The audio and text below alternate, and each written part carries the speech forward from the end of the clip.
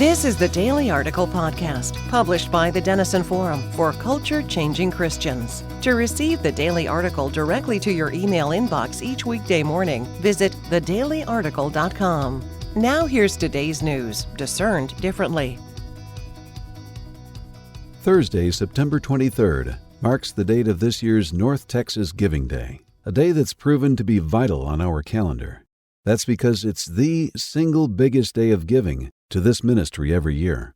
We've set an ambitious $850,000 North Texas Giving Day goal to generate the funds needed to help more people discern the news differently. And since every dollar given reaches one new Daily Article listener, $850,000 equals 850,000 more people reached. It's that simple. So there are two things we're asking friends like you to do today. First, please pray that we can reach the North Texas Giving Day goal. Second, please prayerfully consider scheduling your North Texas Giving Day gift, knowing that a $120,000 matching grant will double the amount of impact of any donation you give. You can schedule your gift today at thedailyarticle.org. And please note, you don't have to live in North Texas to give. Visit thedailyarticle.org to schedule your gift today. Thank you for your support on this most important of days. I've traveled through Vancouver, Canada occasionally over the years, and have always enjoyed my time in this beautiful city. However, what people are calling a freak accident occurred there recently. As you'll hear, what happened in Vancouver could happen where you and I live as well. A man was driving through a McDonald's restaurant takeout lane when he opened his door to get something he dropped from his window while paying. As he leaned out, the car rolled forward. The door hit part of the restaurant, pinning him between the door and the frame. A police officer said efforts were made by first responders to revive the man, but tragically, he died on the scene. Harvard psychologist Steven Pinker cites compelling research to show that by almost every metric of human well-being, the world is getting better, from war, violence, and poverty, all declining, to health, wealth, happiness, and equality, all improving.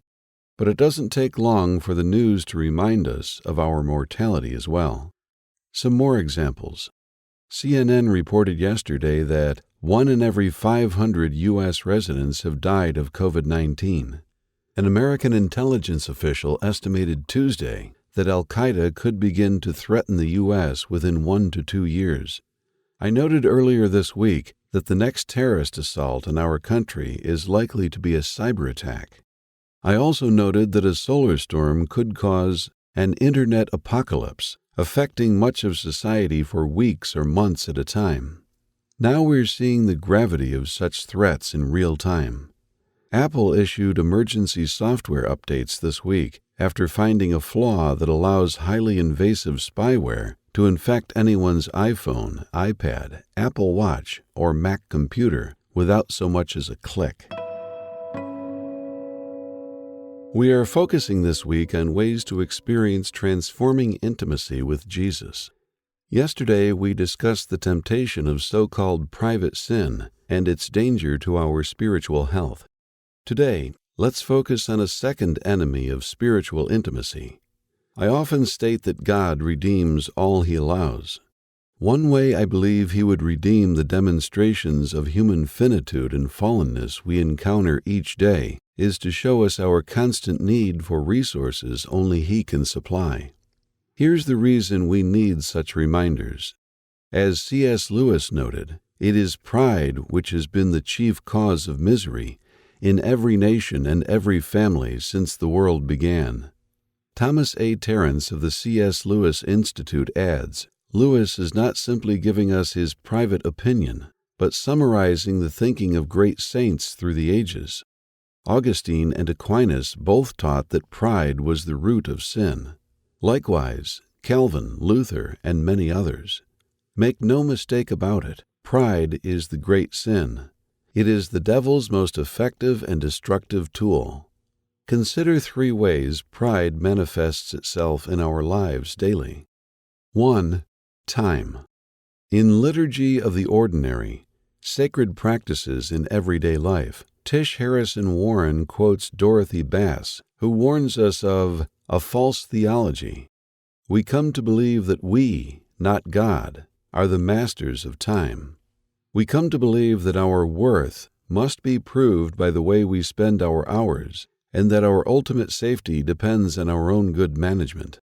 Warren confesses that Bass described her with stinging accuracy. I must make the same confession today.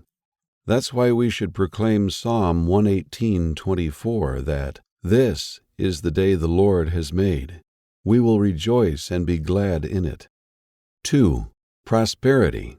In 2013, Margaret Lowry won $37 million in Ireland's Euro Millions lottery.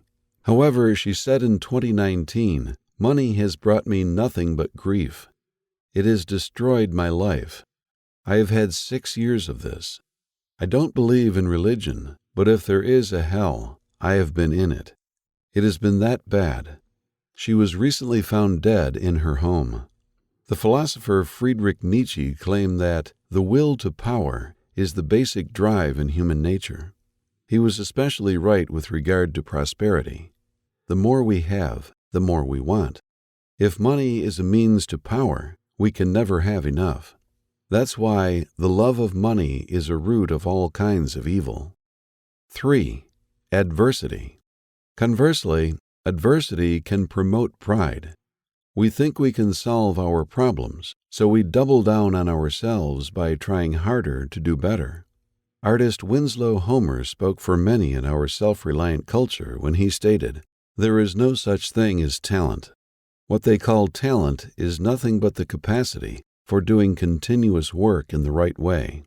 Psychologist Carl Rogers added, "What I am is good enough if I would only be it openly." To the contrary, when Paul faced a thorn in the flesh he could not remove in his strength, he heard God say, "My grace is sufficient for you, for my power is made perfect in weakness." Tomorrow I plan to close our week with practical ways to defeat pride and to experience transforming intimacy with Jesus each day. For today, let's make David's prayer from Psalm 131 our own. "O Lord, my heart is not lifted up. My eyes are not raised too high. I do not occupy myself with things too great and too marvelous for me, but I have calmed and quieted my soul, like a weaned child with its mother. Like a weaned child is my soul within me. O Israel, hope in the Lord, from this time forth and forevermore." Is your heart lifted up in self-reliant pride? Or would God say you are as dependent on Him as a child on its mother? There is no third option. Would you consider sharing this podcast with a friend, family member, or coworker in order to help build a community of culture-changing Christians? Thank you for listening to the Daily Article Podcast today.